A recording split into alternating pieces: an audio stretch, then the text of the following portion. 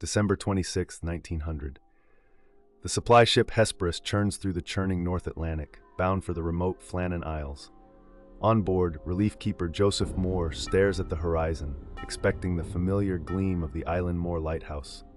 But as the island emerges from the fog, something is wrong. The lighthouse stands dark. No flag flies. The landing platform is empty. Moore's stomach tightens.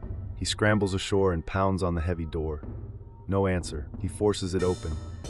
Inside, the lamp is clean and ready, but the living quarters are a scene of eerie disorder.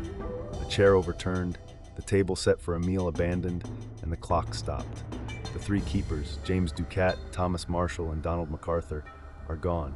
Their oilskins hang on hooks. Their boots sit by the door. But the men themselves have vanished into thin air. No note, no sign of struggle, just the relentless crash of waves against the cliffs. This is the mystery of the Flannan Isles, a puzzle that has haunted investigators for over a century. To understand the vanishing, we must first understand the men and their world. The Flannan Isles are a cluster of 7 rocky islands off the northwest coast of Scotland, battered by some of the most violent seas on Earth. In 1899, the Northern Lighthouse Board completed a towering lighthouse on Island Moore, the largest island, to warn ships away from these treacherous waters. The lighthouse was a marvel of Victorian engineering, 75 feet tall, with a first-order Fresnel lens that could be seen for 24 nautical miles.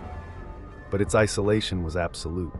Relief ships came only once a month, and in winter, storms could cut the island off for weeks. The three keepers were seasoned professionals. James Ducat, the principal keeper, was a 43-year-old father of 4 with 20 years of service. Thomas Marshall, the second assistant, was a quiet, reliable man. Donald MacArthur, the third assistant, was a former soldier with a reputation for a quick temper. They were paid well, £80 a year, but the price was months of solitude with only each other for company. On December 7, 1900, relief keeper Joseph Moore arrived at Island Moore to rotate with Ducat, Marshall, and MacArthur. The sea was calm, the transfer routine. The three men were in good spirits, their log entries from the previous weeks noting nothing unusual.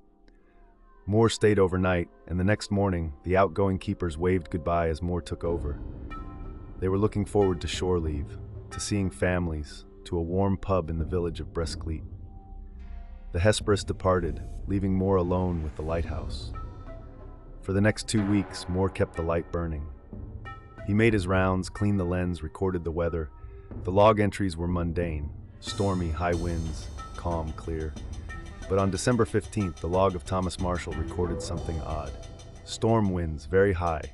Strange sights seen, the men are uneasy. No further explanation. Moore, reading this later, would feel a chill. What had the keepers seen in the days before he arrived? And why had they not told him? The first warning came in the log entries of December 12, 1900. Thomas Marshall wrote, "Gale winds from the northwest, sea very rough, the men are afraid." This was extraordinary. Lighthouse keepers were trained to remain calm, to suppress emotion. For Marshall to admit fear was unprecedented. The next day, December 13th, the log read, "Storm continues, the men are uneasy, we have not slept well." Then on December 14th, "The sea is still rough, the men are still uneasy, something is wrong." What could have shaken these hardened men so deeply? Some later speculated that they saw a phantom ship or heard voices in the wind. Others believed they witnessed a rogue wave, a freak wall of water that can rise without warning. But the log gives no details. The final entry on December 15th was made by James Ducat. "Storm ended, sea calm, God is over all." That afternoon, the three keepers went outside to secure the landing gear. They never returned. The lighthouse light remained unlit for the first time in its short history. By December 26th, when Joseph Moore returned with the relief crew, the lighthouse had been dark for 11 days. The Hesperus anchored in the lee of the island, and Moore rowed ashore with the captain and 2 seamen. They found the landing platform intact, but the flagstaff was bare, a sign of distress. The main door was unlocked, unusual for a keeper who valued security. Inside, the kitchen was tidy but for an overturned chair. The clock on the mantelpiece had stopped at 12. The lamp was clean, the oil reservoirs full. The keeper's personal effects were undisturbed. Pipes, tobacco, books, a half-finished letter from Ducat to his wife. In the bedroom, beds were unmade, as if the men had risen quickly. But there were no signs of violence, no blood, no forced entry. Outside, the crew searched the island. The west landing, a narrow platform cut into the cliff, showed signs of recent damage. A twisted iron railing, a broken crate, seaweed scattered 40 feet above the high tide mark. It looked as if a massive wave had swept over the island. The evidence pointed to a single, terrifying conclusion. A rogue wave had struck the island on the afternoon of December 15th. The keepers, having gone to secure the landing gear, were caught in the open. The wave, estimated at over 100 feet high, would have swept them into the sea. But why did they all go together? And why did they not follow safety protocols? The official investigation, led by Superintendent Robert Muirhead, concluded that the men had been washed away by a giant wave. But the report raised more questions than it answered. The west landing was 110 feet above sea level. A wave that high is almost unheard of. And if the men were swept away, why were their bodies never found? The sea around the Flannan Isles is deep and cold, but some bodies usually wash ashore. Not one of the 3 keepers was ever recovered. Muirhead noted that the keepers had been daring and reckless to go out in such weather. But was it recklessness or desperation? The log entries suggest they were afraid of something beyond the storm. What actually happened on December 15, 1900? The most likely scenario is a series of 3 massive waves, a phenomenon known as 3 sisters. These waves can appear without warning, each larger than the last. The keepers, having gone to secure the landing gear after the storm, may have seen the first wave and tried to run. The first wave knocked them off their feet but didn't sweep them away. The second wave, larger, slammed them against the rocks. The third wave, the largest, pulled them into the sea. The twisted iron railing and scattered debris suggest a violent impact. The overturned chair inside the lighthouse may have been knocked over by the wind when the door was left open. Or perhaps one of the keepers, in a panic, knocked it over as he rushed out. The clock stopping at noon might indicate the time of the disaster, but it could also have been a mechanical failure.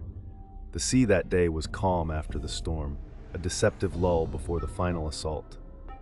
The keepers, exhausted from sleepless nights, may have let their guard down. Imagine the final moments. James Ducat, the principal keeper, likely led the others out. He was the most experienced, the most responsible. Thomas Marshall followed, his log entries showing increasing anxiety. Donald MacArthur, the former soldier, may have been the last, perhaps cursing the weather. They reached the west landing, where the ropes and crates needed securing. The wind was strong but not ferocious. Then a sound like thunder from the west. A wall of water, dark and immense, rose from the sea. Ducat shouted a warning. They turned to run, but the wave was faster. The first wave hit, knocking them down, but they scrambled up, bleeding. The second wave came, larger, and threw them against the iron railing. MacArthur's leg snapped. Ducat's arm was torn. Marshall, the youngest, tried to drag himself toward the door. Then the third wave, a monster over 100 feet high, crashed down. It tore the railing from its bolts, ripped the crates from their lashings, and swept the 3 men into the churning foam. They did not scream. The sea swallowed them instantly. The aftermath was one of confusion and grief. Superintendent Muirhead's report, submitted in January 1901, officially blamed a giant wave. But the families of the keepers were not satisfied. Ducat's wife, Mary Ann, wrote letters to the Lighthouse Board demanding a more thorough investigation. She pointed out that her husband was too experienced to take such a risk. Marshall's mother, a widow, was left destitute. MacArthur's father, a crofter, could not afford a funeral. The Lighthouse Board paid a small pension, but the mystery lingered. In the years that followed, other theories emerged. Some suggested the keepers had killed each other in a fight, then disposed of the bodies. But no evidence of violence was found. Others claimed that MacArthur, known for his temper, had attacked the others and then fled. But where? There was also talk of a ghost ship or a sea serpent, but these were dismissed as superstition. The most enduring theory remains the rogue wave. But even today, the question haunts: why did 3 experienced men all leave the safety of the lighthouse at the same time, in dangerous conditions? The mystery of the Flannan Isles keepers remains unsolved to this day. The lighthouse on Island Moor, was automated in 1971, and the island is now uninhabited. But the story endures as one of the great unsolved mysteries of the sea. It has inspired books, films, and countless theories. The logbook entries, the men are uneasy. Chill readers even now. What did they see? Were they victims of a freak wave or something more sinister? The truth may never be known, but the story serves as a reminder of the fragility of human life against the power of nature. The three keepers, James Ducat, Thomas Marshall, and Donald MacArthur, did their duty until the end. They left behind families, unanswered questions, and a legacy that still fascinates. If you enjoyed this tale of mystery in the sea, consider subscribing to Doomed Expeditions.